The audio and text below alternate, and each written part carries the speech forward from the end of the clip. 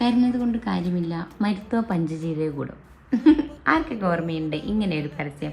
അതേപോലെ ഞാനും ഇതിന് പരിഹാരം കാണാൻ വേണ്ടി നിൽക്കാൻ കേട്ടോ.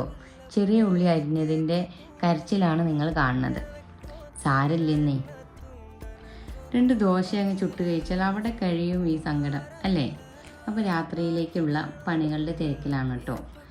എന്താണ്, നല്ലൊരു ശേഷിയ ദോശ ഉണ്ടാക്കാൻ വേണ്ടിയിട്ട് ഉള്ളിയും പച്ചമുളകും തേങ്ങയൊക്കെ ഇട്ടിട്ട് പച്ചരിയിൽ ഇട്ടിട്ട് ദോശ ഉണ്ടാക്കുകയാണ്. അപ്പോഴാണ് ഓർമ്മ, എന്തിനീ പച്ചമുളക് തപ്പണത്? നാട്ടിൽ നിന്ന് കൊണ്ടുവന്ന ചീനമുളക് ഉണ്ടല്ലോ. എന്താ സന്തോഷം കണ്ടോ ആ മുഖത്ത്? പച്ചമുളക്, മുരിങ്ങയില, കറിവേപ്പില, അരിപ്പൊടി, മുളക് പൊടി, മഞ്ഞൾപ്പൊടി ഇതെല്ലാം ആയിട്ട് കേട്ടോ ഞാൻ നാട്ടിൽ നിന്ന് വരിക. അങ്ങനെ എല്ലാം റെഡിയായി, മാവൊക്കെ കലക്കി വെച്ചു. ഇനി അടിപൊളിയായിട്ട് നല്ല സുടി സുട ദോശ ഉണ്ടാക്കിയിട്ട് എല്ലാവർക്കും കൊടുക്കണം.